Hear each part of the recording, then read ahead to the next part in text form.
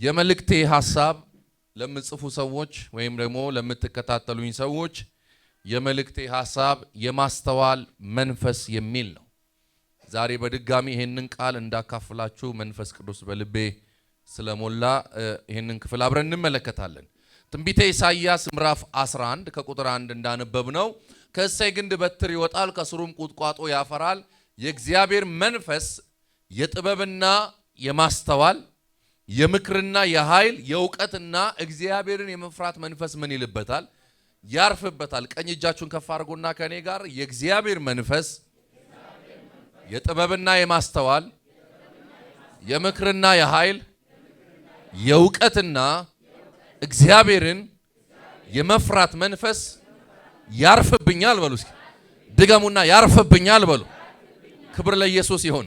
ይህንን ቃል እየተናገረ ያለው ነቢዩ ኢሳይያስ ነው። ነቢዩ ኢሳይያስ ስለ መሲሁ ስለ ኢየሱስ ነው እያወራ ያለው። ከመምጣቱ በፊት አስቀድሞ ስለ ኢየሱስ የተናገረው ትንቢት ነው።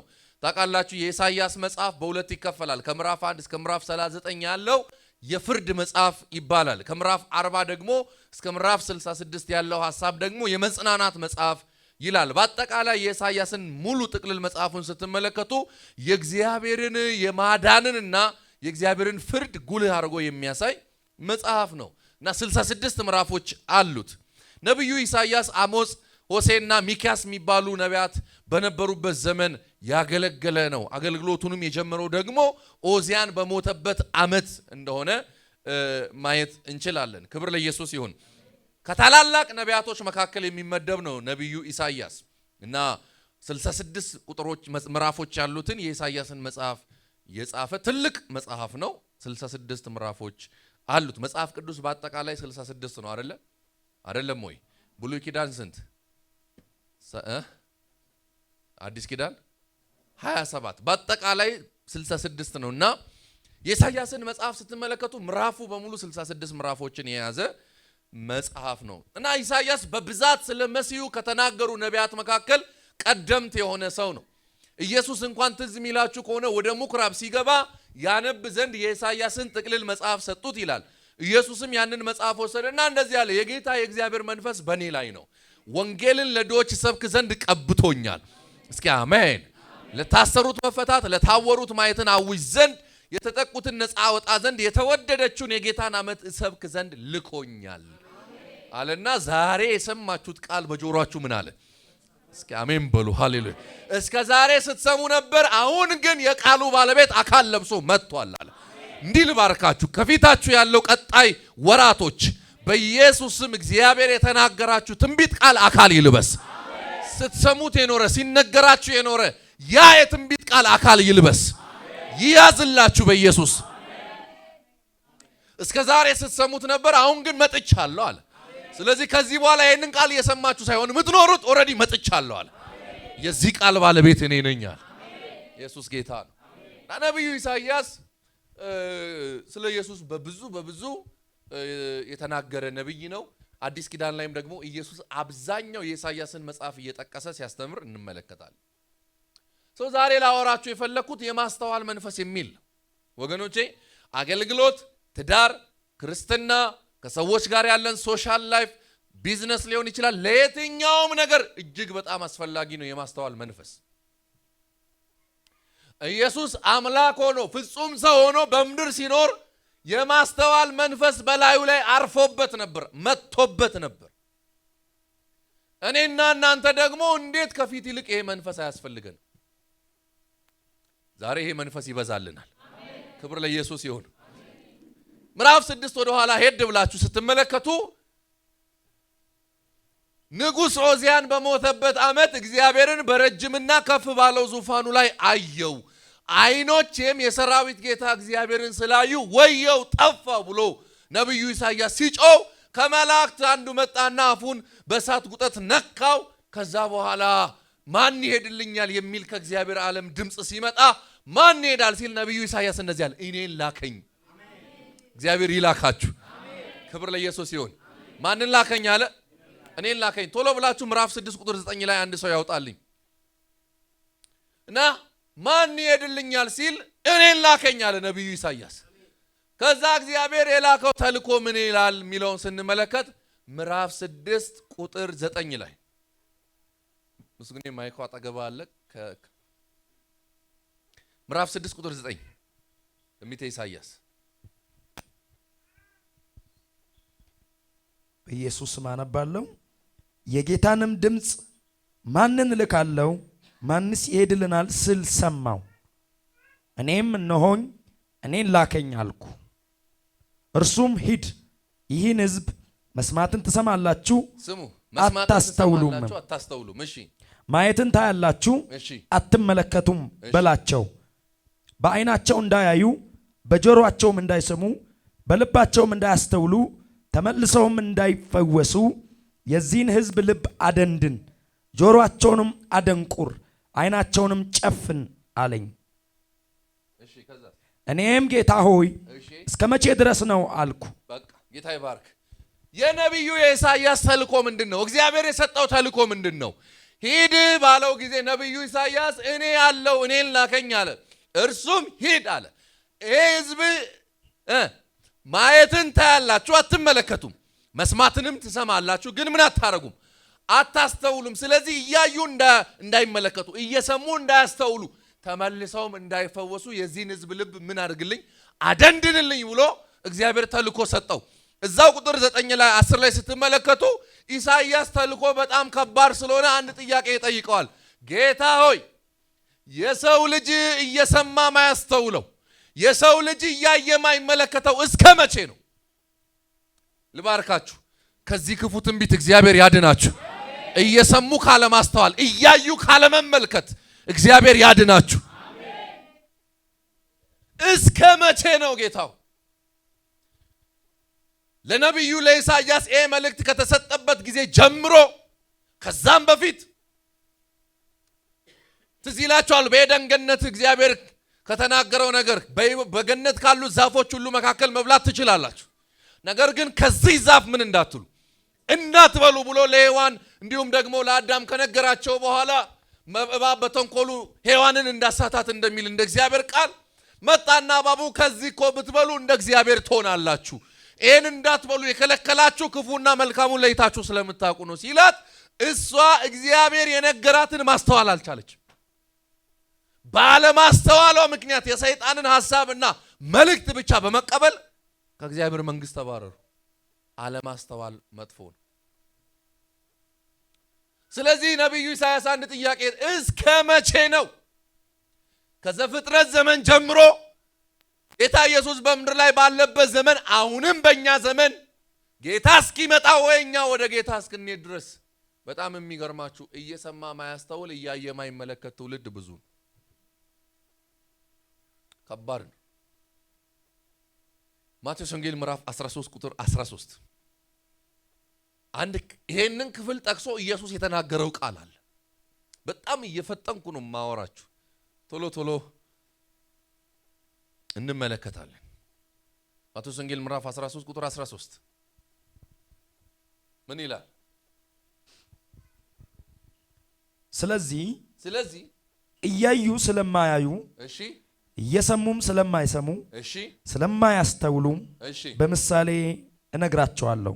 እሺ መስማት ትሰማላችሁና እሺ አታስተውሉም፣ እሺ ማየትም ታያላችሁና አትመለከቱም። እሺ በዓይናቸው እንዳያዩ በጆሮአቸውም እንዳይሰሙ በልባቸውም እንዳያስተውሉ ተመልሰውም እንዳልፈውሳቸው የዚህ ሕዝብ ልብ ደንድነዋል፣ ጆሮአቸውም ደንቁሯል፣ ዓይናቸውንም ጨፍነዋል የሚል የኢሳይያስ ትንቢት በእነርሱ ይፈጸማል። በቃ ጌታ ይባርክ።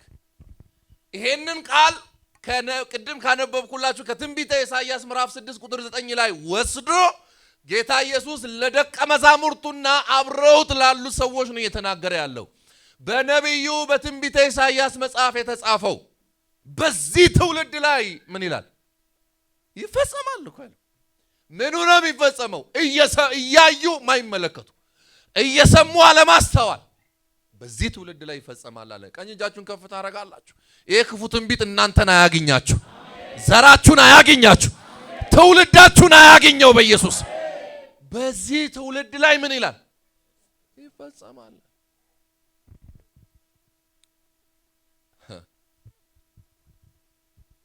እያዩ አለመመልከት፣ እየሰሙ አለማስተዋል በጣም ከባድ። ኢየሱስ ይሄ ትንቢት አለ በነብዩ በኢሳይያስ የተጻፈው ትንቢት በዚህ ትውልድ ላይ ይፈጸማል።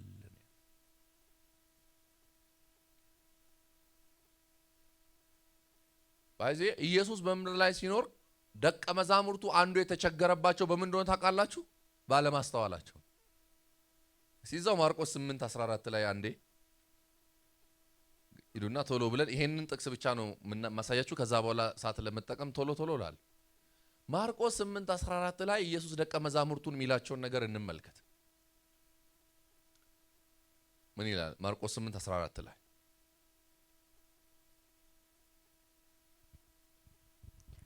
እንጀራ መያዝም ረሱ።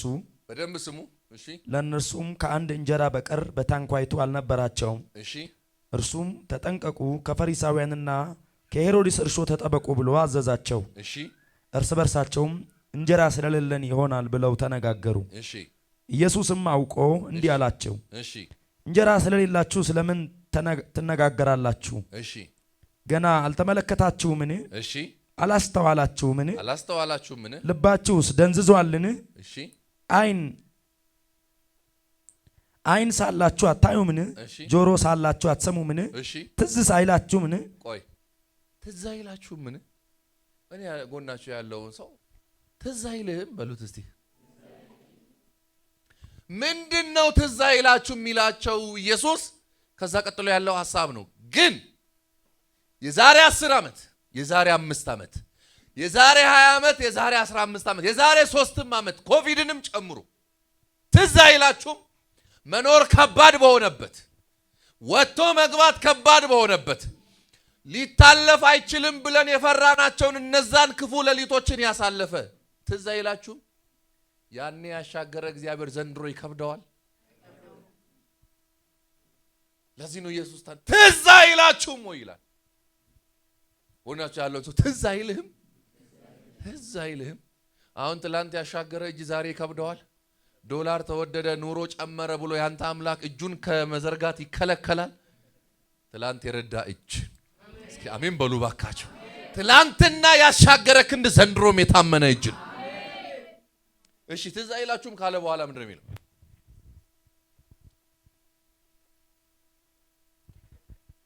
አምስቱን እንጀራ ለ5,000 በቆረስኩ ጊዜ እሺ ቁርስራሹ የሞላ ስንት መሶብ አነሳችሁ? እሺ እነርሱም 12 አሉት። እሺ ሰባቱንም እንጀራስ ለ4,000 በቆረሱ ጊዜ ቁርስራሽ የሞላ ስንት ቅርጫት አነሳችሁ? እነርሱም 7 አሉት። እሺ ገና አላስተዋላችሁምን አላቸው። በቃ ቴንኪው። ስሙ፣ ከፈሪሳውያንና ከሄሮድስ እርሾ ተጠበቁ ሲላቸው ምንድን ነው ያሉት?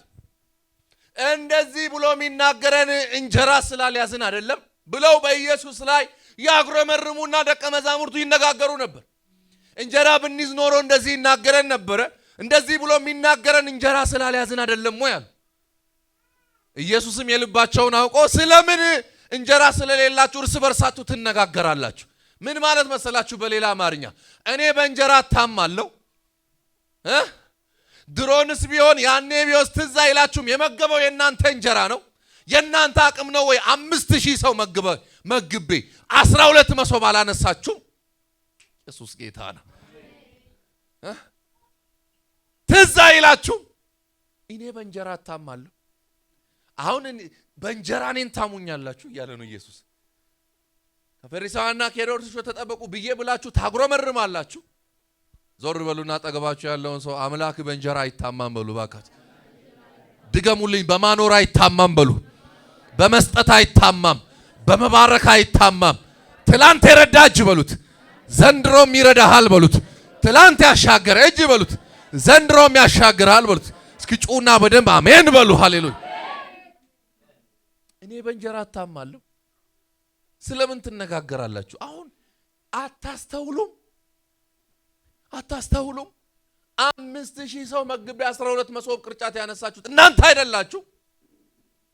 አንዳንድ ሰው ይረሳል። ትላንት እግዚአብሔር እንዴት እንዳሻገረው ይረሳና ዘንድሮ ለገጠመው ጉዳይ ይጮሃል፣ ያለቅሳል። ወንድሜ ትላንት ያሻገረን ስታስብ ቀና ትላል፣ ዘንድሮም ይችላል ትላል። ክብር ለኢየሱስ ይሁን። ስለዚህ ማስተዋል እጅግ በጣም ወሳኝ ነው። ባለማስተዋል የተመላለሱ ሁለት ሰዎች ላሳያችሁና እንጸልይ። ቢበዛ 10 ደቂቃ። ትዝ ይላችኋል ሳምሶን በትንቢተ በመሳፍንት መጽሐፍ ምዕራፍ 13 ጀምሮ ስትመለከቱ መልአኩ መጣና ለማኑኤል ሚስት በእርሻ መካከል ሳለች ተገለጠና እንደዚህ አለ፣ ትጸንሻለሽ፣ ወንድ ልጅም ትወልጃለሽ፣ ልጁም ከእናቱ ማፀን ጀምሮ ለእግዚአብሔር የተለየ ናዝራዊ ነው። አሜን።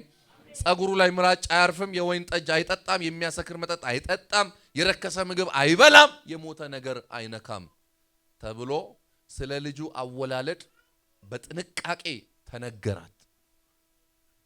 ሚስቱም መልአኩ የነገራትን ጠብቃ በጥንቃቄ ሳምሶንን ወለደች። ሳምሶንም ተወለደ። መጽሐፍ ቅዱስ ሲናገር ልጁም አደገ፣ እግዚአብሔርን ባረከው። የእግዚአብሔር መንፈስ በጾራና በኤሽታኦል መካከል ባለው በዳን ሰፈር ውስጥ ሊያነቃቃው ጀመረ ይላል። ጀምራችሁ ጨርሱ። ሳምሶን እዛ ጋር የጀመረውን መነቃቃት፣ እዛ ጋር የጀመረውን በእግዚአብሔር መንፈስ መሞላት ቀጥሎ አታገኙትም። ጀመረ ይልና ሳምሶን እዛ መነቃቃት ውስጥ እዛ በኤሽታኦል ሸለቆ ውስጥ ድጋሚ አታዩትም። ምዕራፍ 14 ስትገቡ ሳምሶንም ወደ ተምና ወረደ ይላል። ተምና ከወረደ በኋላ መጽሐፍ ቅዱስ እንደሚል በፍልስጤም መካከል አንዲት ሴት አየ፣ ወደዳት። ከዛ መጥቶ ለእናትና ለአባቱ በፍልስጤም አንዲት ሴት አይቻለሁ፣ እሷን ካላጋባችሁኝ ሞቼ ይገኛለሁ አለ። እናትና አባቱም እንደዚህ ያሉት፣ ልጄ አንተ እኮ እስራኤላዊ ነህ፣ ኪዳን ያለህ ናዝራዊ ነህ፣ ካልተገረዙ መካከል ሚስት ፍለጋ የምትሄደው በእስራኤል መካከል ለአንተ ሚስት የምትሆን ጠፍታ ነው ሲሉ አልሰማቸውም ይላል። ሊሰማቸውም አልፈለገም ይላል። እየሰሙ አለማስተዋል ማለት ይሄ ነው። ሳምሶን ከተወለደበት ጊዜ ጀምሮ ሲነገረው ነው ያደገው። ምን እየተባለ? አንተ ናዝራዊ ነህ፣ የሚያሰክር ነገር አትጠጣም፣ የሞተ ነገር አትነካም፣ የረከሰ ምግብ አትበላም፣ ጸጉርህ አይላጭም። ይሄንን እየሰማ ነው ያደገው። የመስማት ችግር የለበትም ሳምሶን፣ የማስተዋል ነው። አንዳንድ ሰው አይታችኋል፣ ቸርች ይመጣል፣ እሁድም፣ ቅዳሜም፣ ማክሰኞም በተለያዩ ፕሮግራሞች ይካፈላል። ሁሌ ሲነገረው ይሰማል። ብርሃን ከጨለማ ጋር ምንም ህብረት የለውም፣ የሚያምን ከማያምን ጋር ምንም ህብረት የለውም እያለ ይነገረዋል። ከዛ ወንድማችን እጮኛ ሲይዝ አዛብ ሴት ይይዛል፣ እህታችንም ደግሞ አዛብ ወንድ ታፈቅራለች። ከዛስ እዚህ ሲነገረው የቆየ ማለት። አንዳንድ ሰዎች አንድ እህት እንደዛ ብላለች፣ እኔ በጣም በጌታ የበረታው ስለሆንኩኝ ወንጌል መስክሬ መልሰዋለሁ አለች። ጎናችሁ ያለውን ሰው እንዲህ አይነት ወንጌል ስርጭት የለም በሉ ንገሩ። በደምብ እንደዚህ አይነት ወንጌል ስርጭት የለም በሉት።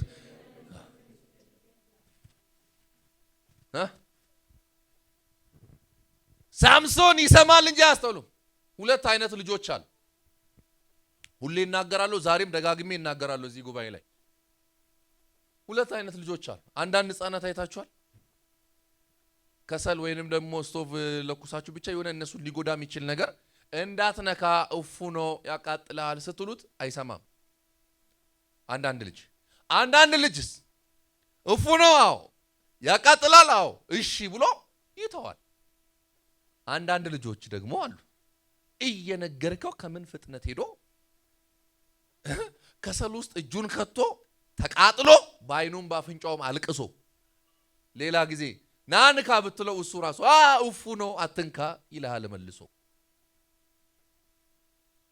ልባርካችሁ፣ ሳትጎዱ በፊት መከራው ሳይፈጃችሁ በፊት እግዚአብሔር ቀን ሳለ ሰምታችሁ የምትድኑበትን ጸጋ ያብዛላችሁ።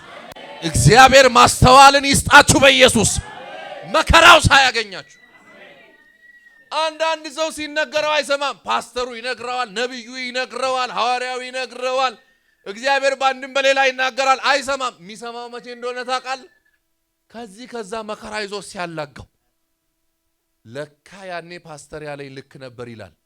ምን ያረጋል? ከቆሰልክ ከተጎዳ መከራው ካገኘ በኋላ መስማት መማር ምን ያረጋል? ቀን ሳለ ልባርካችሁ፣ ቀን ሳለ ሰምታችሁ በማስተዋል የምትድኑበትን ጸጋ እግዚአብሔር ያብዛላችሁ።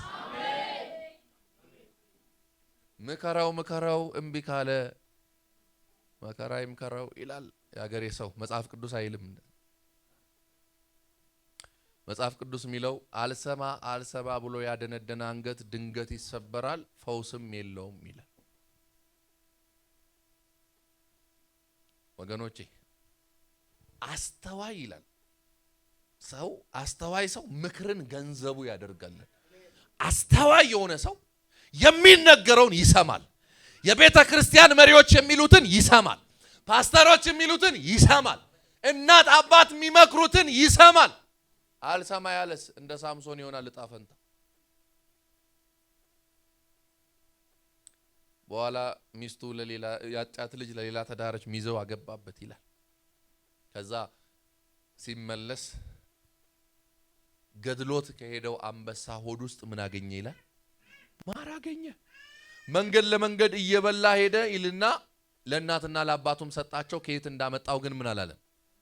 ጥፋት እንኳ እንደሰራ ያውቃል። እኔ እኮ ሳምሶን የሚያበሳጨኝ ልክ እንዳልሆነ ያውቃል። ልክ እንዳልሆነ ግን የሚያውቀው ካደረገ በኋላ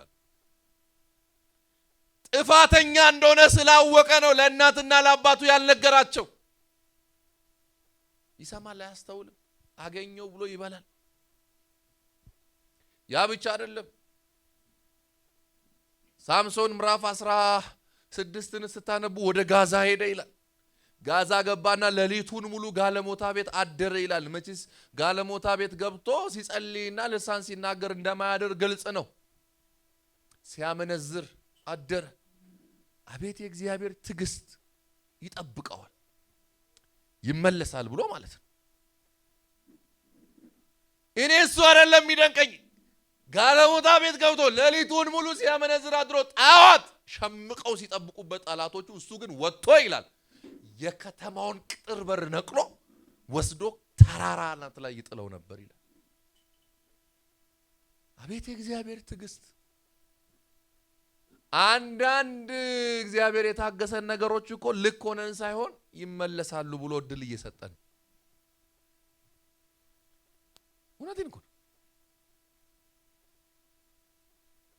እኔ በጣም የሚገርመኝ ደግሞ ሰውየው ጸልዮ አይደለም ሌሊቱን ሙሉ ሲያመነዝር አድሮ ሲወጣ የእግዚአብሔር መንፈስ በኃይል መጣበት የሚል ቃል አለ።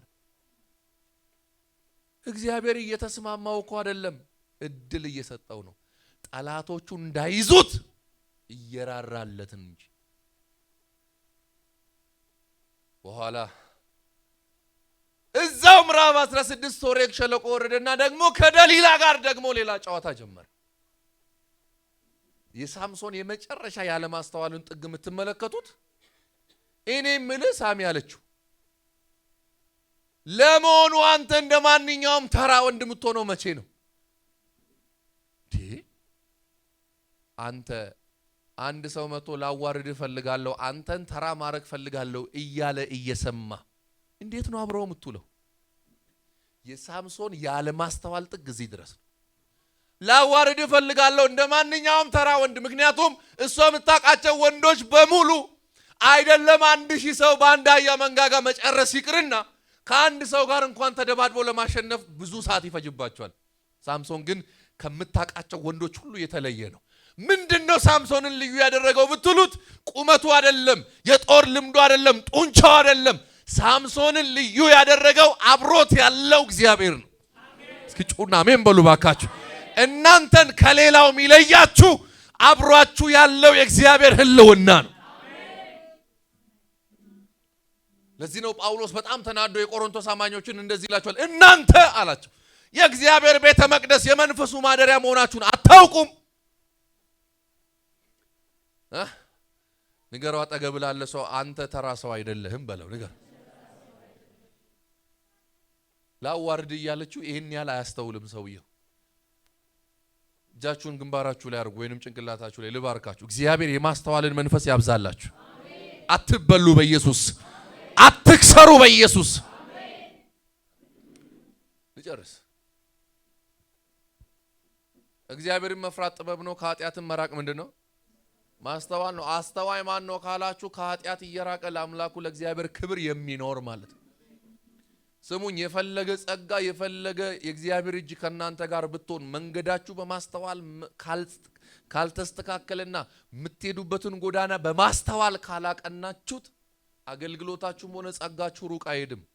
የት ይደርሳል ሲባል ሰፈር የሚቀረው እንደዚህ አይነት ሰው ነው። መንገዱን ባለማስተዋል የሚሄድ የእግዚአብሔር ትልቅ ጸጋ ኖሮበት ከኃጢአት ጋር የሚጫወት ሳምሶን ያንን የሚያክል ቅባት ይዞ ከደሊላ ጋር ግን ይጫወት። ይገርምሻል፣ እርጥብ በሆነ ጠፍር ብታስሪኝ ከላይ እስከታች ኃይሌ ይደክማል፣ እንደ ማንኛውም ተራ ሰው ሆናለሁ ይላል። ተስፋ አትቆርጥም እናንተ። ትደክማለች፣ ያለውን ሁሉ ታረጋለች። ሳምሶን ፍልስጤም መጡ ብድግ ስትል ይበጣጠስ ነበር ይላል። አሁንም እግዚአብሔር እድል እየሰጠው አሁንም እንደገና ጸጉሬን በችንካር አርገሽ መሬት ላይ ብቸነክሪው ጉንጉኖቹን ብቸነክያቸዋል ኃይሌ ይደክማል፣ እንደማንኛውም ሰው አለ። ተስፋ አትቆርጥም፣ ትሞክራለች። ሳምሶን ፍልስጤማውያን መጡብህ ስትለው ብድግ ሲል መሬት ውስጥ የገባው እንጨቱን ጸጉሩ ነቅሎ ያወጣው ነበር። ይሄ ሁሉ ሲሆን እግዚአብሔር እየታገሰው ነበር። አንድ ቀን ግን ንዝንዝ አረገችው ሞቱን እስኪመኝ። ከዛ መጽሐፍ ቅዱስ እንደዚህ ይላል፣ የልቡን ሁሉ ገልጦ ነገራት። አገኘችው። ያኔ የልቡን ሁሉ ገልጦ ነግሮኛልና ጠብቁኝ አለች። ጠበቀቻቸው። እንደለመደችው ጭኗ ላይ አስተኝታ ጸጉሩን ስታስላጭ ሳምሶን ፍልስጤማውያን መጡብህ ስትለው እንደ ቀድሞ መስሎት ብድግ ሲል እግዚአብሔር ከእርሱ እንደተለየ አላወቀ። የአንድ አገልጋይ ትልቁ ውበት የሚነዳው መኪና፣ የሚለብሰው ውድ ልብስና የሚኖርበት ቤት ሳይሆን ሲቆም አብሮት የሚቆም የእግዚአብሔር ሕልውና ነው። ያለሱ ባዶ። አንድ ሰው ልጨምርና እንጸልይ። ዮሴፍ ትዝ ይላችኋል? ዘፍጥረት ምዕራፍ 37 ሕልም አየ ይላል። ወንድሞቹም ቀኑ። ከዛ ምግብ ሊያደርስላቸው ሲሄድ ያዙትና ወደ ጉድጓድ ጨመሩት ይላል። ከዛ አውጥተው ለእስማኤላውያን ነጋዴ በ20 ብር ሸጡት። ሄደና ዮሴፍም በግብጽ ምድር በጶጢፋራ ቤት ባሪያ ሆኖ ተቀጠረ። መጽሐፍ ቅዱስ እንደዚህ ይላል፣ እግዚአብሔርም ከዮሴፍ ጋር ነበረ። ይህ ቃል ልቤን ይነካኛል። ባሪያ ተደርጎ ሲሸጥ አብሮት እግዚአብሔር ወደ ግብጽ ወረደ። ወንድሞቹ ሽጠውታል፣ አባቱ ጭራሽ የለም። ህልም የሰጠው እግዚአብሔር ግን አብሮት ግብጽ ወረደ። ምን አይነት አምላክ ነው የምናመልከው? አምላክ ራእይ ሰጥቶ ብቻህን አይተውህም። ህልም ሰጥቶ ብቻህን አይተውህም። የምትሄድበት ሁሉ ካንተ ጋር አብሮ ይሄዳል። ከዛ ሀገር ሰላም ነው። በጶጢፋራ ቤት ተመችቶት እየኖረ ነው። እግዚአብሔር በሰውየው ዘንድ ሞገስ ሰጥቶታል። አንድ ቀን ዘፍጥረት ምዕራፍ 39 ላይ ግን የጶጢፋራ ባለቤት አይኗን ጣለችበት ይላል። ከዛ እንደዚህ አለችው፣ ማንም በሌለ ሰዓት ያዘችውና ዮሴፍን ዮሴፍ አለችው፣ በቤቴ ባሌ የለም፣ ጥበቃዎች የሉም፣ ምቹ ጊዜ ነው። ስለዚህ ናና አብረን እንደር ስትለው እንደዚህ አለ፣ እውነት ነው ባልሽ የለም፣ እውነት ነው ዘበኞቹ የሉ፣ ግን ሃሌሉያ በአባቴ ቤት እያለሁ ገና በለጋነት እድሜ ህልም በሰጠኝ በአምላኬ በእግዚአብሔር ፊት እንደዚህ አይነት ክፉ ነገር አልሰራም። ራቁቱን ይላል መጽሐፍ ቅዱስ ሸሸ ይላል።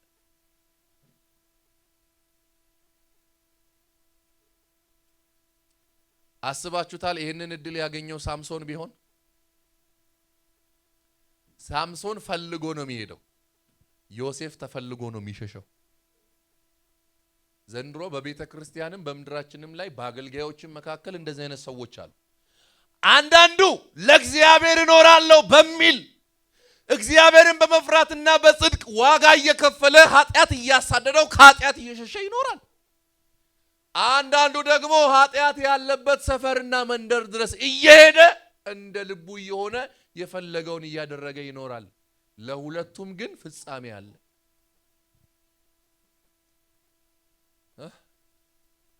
ኢየሱስ ጌታ ነው። ተያዘና እስር ቤት ተወረወረ። አሁንም ልቤን የሚነካኝ ቃል እስር ቤት ሲጣል እግዚአብሔርም ከዮሴፍ ጋር ነበረ። የት? ምን አይነት አምላክ ነው የምናመልከው? ያዛርጉና ጎናችሁ ያለውን ሰው ዘመን እሱን ስታገለግል ይለቅ በሉት ባካችሁ። ጥሎ አይሄድም። የምትገባበት ሁሉ አብሮ ይገባል። እግዚአብሔር ከዮሴፍ ጋር ነበረ። የት? እስር ቤት። እስር ቤት ከዛ እዛ ያሉ ሁለት የንጉሱ ጠጅ አሳላፊና እንጀራ አቅራቢ ገቡ። ለሁለቱም ህልምን ፈታላቸው ይላል። ከዛ ጠጅ አሳላፊው እንደዚህ ያለው እግዚአብሔር ቸርነት ባረገልህ ጊዜ ምን በለኝ። አያሳዝንም ዮሴፍ? ከእስር ቤት እግሩ እንደወጣ ረሳው ይላል መጽሐፍ ቅዱስ ይናገር። ከዛ ከሁለት ዓመት በኋላ እግዚአብሔር ከባድ ህልም በፈርዖን ላይ ጣለ። ማንም ሊፈታው የማይችል ህልም። ከዛ ከሁለት ዓመት በኋላ ያ ሰው ትዝ አለው ያ ሰው አረ ንጉስ የዛሬ 2 ዓመት ወደ እስር በተጣልንበት ጊዜ ህልም የፈታልን አንድ ዕብራዊ ሰው አለ። እንዳለው ነው በህይወቴ የሆነው። እሱ ቢመጣ ይፈታልሃል አለ። ኢየሱስ ጌታ ነው። ዮሴፍንም አስቸኮሉት ይላል። በጌታ በኢየሱስ ስም ከፊታችሁ ያሉት 5 ወራቶች እግዚአብሔር ወዳየላችሁ ወደ ክብር የሚያስቸኩሏችሁን ሰዎች እግዚአብሔር ይስጣችሁ። ወደ ታየላችሁ ወደ ተነገራችሁ እግዚአብሔር ወዳወራችሁ ስፍራ የሚመሯችሁን ሰዎች እግዚአብሔር ይስጣችሁ። እናንተን የሚያስቡ ሰዎች እግዚአብሔር ያስነሳላችሁ። ይሄ ከፊት ያለው 5 ወር የምትታሰቡበት ወር ይሁን። አሁን ዮሴፍ የሚመስለው ከመደበኛ እስር ቤት ወደ ከፍተኛ እስር ቤት የሚዘዋወር ነው እንጂ የሚመስለው እግዚአብሔር ተገልጦ ታሪክ የቀየረ አይመስለው አይደለ? ግን እግዚአብሔር ነገር ጨርሶ ማለት ክብር ለኢየሱስ ይሁን። አስቸኮሉት ይላል። ሲመጣ ፈርዖን አየውና እንደዚህ ጠየቀው። በጣም የሚገርማችሁ ነገር ፍቺውንም ነገረው አይደል?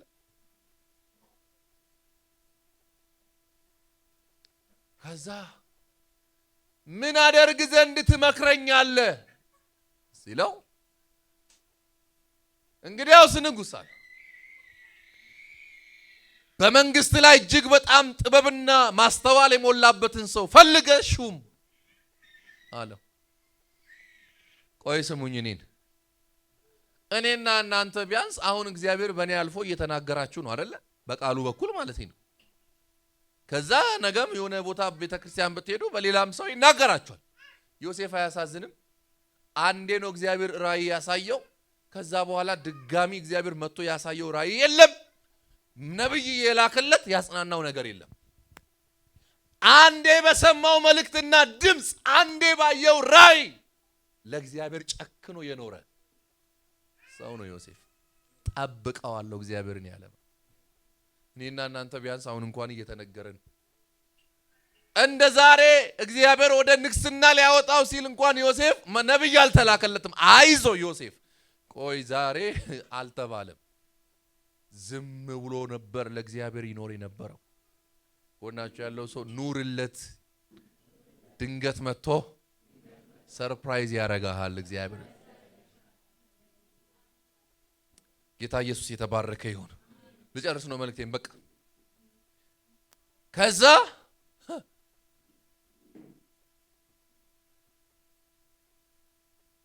ፈርዖን ምን እንዳደርግ ትመክረኛለህ ሲለው በጣም ጥበብና ማስተዋል የሞላበትን ሰው ፈልገ መንግስት ላይ ሹም አለው። አንዳንዴ ራሳችሁ ላይ ትንቢት ተናገሩ እሺ። ዮሴፍ ለንጉሱ የነገረው ግን ለራሱ ነው። ከዛ ፈርዖን አየና እንደዚህ አለ፣ ካንተ በላይ ጠቢብ ካንተ በላይ አስተዋይ ከየት ይመጣል አለ። እና ንጉስ ምን እያልክ ነው ሲለው ከዛሬ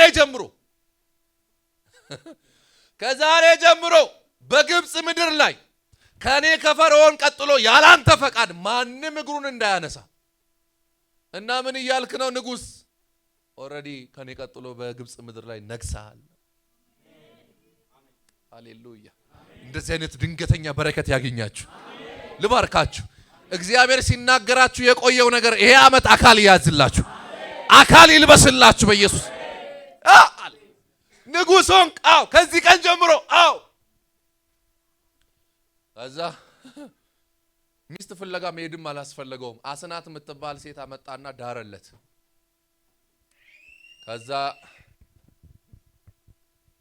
ከዛ ዮሴፍ የመጀመሪያ ልጁን ሲወልድ እንደዚህ ያለ ምናሴ። ምን ማለት ነው ካላችሁኝ እግዚአብሔር መከራዬን አስረሳኝ። በዚህ ያላችሁ ስሙ። የኔና የናንተ አምላክ ከነመከራችሁ ወደ ጉርጓድ እንድትወርዱ የሚፈቅድ አምላክ አይደለም። መከራን ያስረሳል። እስኪ አሜን በሉ ባካችሁ። አሁን ያለበትን ኑሮ፣ አሁን ያለበትን ችግር፣ አሁን የምታልፍበትን የትኛውንም የህይወት ውጣ ውረድ አምላክ እግዚአብሔር ተረት ያደርገዋል። አምላክ እግዚአብሔር ያስረሳሃል። ስሙኝ፣ ዮሴፍ አባት በሌለበት፣ እናት በሌለበት፣ ዘመድ ጓደኛ በሌለበት በባርነት ምድር ብቻውን እግዚአብሔር ያለበትን መከራ ያስረሳ አምላክ ዘንድሮ መከራችሁን እግዚአብሔር ያስረሳችኋል። ወናችሁ ያለውን ሰው ያስረሳል መከራ በሉት። ለካ ያስረሳል ችግር መከራ። ዝም ብሎ መኖር ከኢየሱስ ጋር ብለን ምን ዘምረው እኮ ባይዜ መዝሙር ብቻ አይደለም ህይወትም። ሁለተኛ ልጁን ሲወልድ እንደዚህ ያለ ኤፍሬም አለ። ምን ማለት ነው ካላችሁ እግዚአብሔር በባርነት ምድር ፍሬያማ አረገኛል። በጌታ በኢየሱስ 2018 ሳያልቅ እግዚአብሔር መከራችሁን ያስረሳችሁ። እግዚአብሔር በምትሰሩበት ቦታ ሁሉ ፍሬያማ ያርጋችሁ።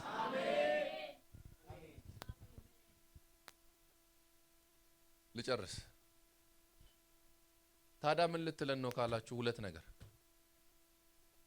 ሳምሶን ሁለቱም የእግዚአብሔር ፕሮግራም አለባቸው። ሳምሶንም ዮሴፍም ሁለቱም የእግዚአብሔር ዓላማና አጀንዳ ያለባቸው ሰዎች ናቸው። መንገዳቸው ግን ለየቅል ነው። ሳምሶን እግዚአብሔር ከሱ ጋር ነው፣ ግን በኃጢአት መንገድ ይመላለሳል። እግዚአብሔር በማይከብርበት መንገድ ባለማስተዋል ይሄዳል። ዮሴፍ እግዚአብሔር ከሱ ጋር ነው፣ ለእግዚአብሔር በመኖር ለጽድቅ ዋጋ ይከፍላል። ሳምሶን ለራሱም አልሆነም፣ ለእናትና ለአባቱም ለተጠራለት ለእስራኤልም ሕዝብ አልሆነም። ከጠላቶቹ ጋር በፍርስራሽ ክምር ውስጥ ሞቶ ነው የተገኘው። አላገባም፣ አልወለደም። ዮሴፍ ዋጋ ቢከፍልም መከራ ቢያገኘው ለአምላኩ ለእግዚአብሔር በጽድቅ የኖረ ሰው አገባ፣ 2 ልጆች ወለደ።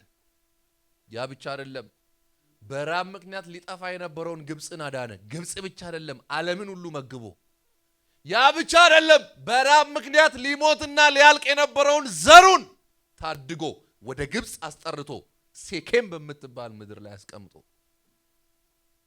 እግዚአብሔር በዮሴፍ ከብሮ ዮሴፍ በእግዚአብሔር ከብሮ ሲሞት እንኳን እንደ ሳምሶን ፍርስራሽ ክምር ውስጥ ሳይሆን የክብር ሞት 7 ቀን ተለቀሰለት ይላል። ግብፃውያን አለቀሱ ለዮሴፍ።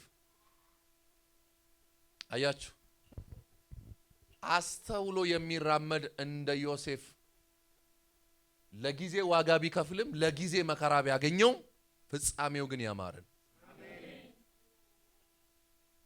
ልባርካችሁ። እግዚአብሔር ፍጻሜያችሁን እንደ ዮሴፍ ያርግላችሁ። ከናንተ አልፋችሁ ለዘራችሁ፣ ከዘራችሁ አልፋችሁ ለትውልዳችሁ፣ ከትውልዳችሁ አልፋችሁ ለሀገር ለምድር እግዚአብሔር በረከት ያርጋችሁ። እግዚአብሔር በማስተዋል መንፈስ ይባርካችሁ። ምን ያህል እንደገባችሁ ባላቅ መጽሐፍ ቅዱስ በማስተዋል የሚሄድ ሰው እግዚአብሔር ወዳየለት ይደርሳል። መድረስ ብቻ ሳይሆን ለሌላው ሁሉ ይተርፋል። ድሮ አንድ አባባል በቴሌቪዥን እናይ ነበር። አስተውሎ የሚራመድ ሩቅ ይጓዛል። አንዳንድ በህይወታችን የሚመጡ መከራና ችግሮች ባለማስተዋል የምንሄድባቸው መንገዶች ናቸው። በማስተዋል ስትሄዱ ችግሩ መከራው ሊበዛ ይችላል፣ ፍጻሜው ግን ያማረ ነው፣ ልክ እንደ ዮሴፍ። ስለዚህ የፈለገ የእግዚአብሔር ጸጋ ቢኖርባችሁ፣ የፈለገ እግዚአብሔር ቢጠቀምባችሁ፣ መንገዳችሁን በማስተዋል ካላቀናችሁትና ካላጠበጠባችሁ የት ይደርሳል ሲባል ሰፈር የሚቀሩት እንደ ሳምሶን አይነቶች ባለማስተዋል መንገድ የሚሄዱ ናቸው። እንደ ዮሴፍ አይነቶች ግን በማስተዋል ከኃጢአት በመራቅ ለእግዚአብሔር የሚኖሩ ሰዎች ቅድም እንዳሳየዋችሁ ነው፣ ከራሳቸው አልፎ ለትውልድ በረከት ይሆናሉ። ፍጻሜያቸው እንኳን ያማረ ይሆናል። ልባርካችሁ። ዘመናችሁ አይበላ፣ ባለማስተዋል ምክንያት ከሚመጣባችሁ ውድቀት እግዚአብሔር ያድናችሁ። እስኪ አሜን በሉ። ሃሌሉያ። ስንቶች ጌታ ተናግሯቸዋል በዚህ ቃል። በእውነት ለጌታ ቃል ብዙ ክብር ይሁንለት። ኢየሱስ ጌታ። ክብር ለኢየሱስ ይሁን።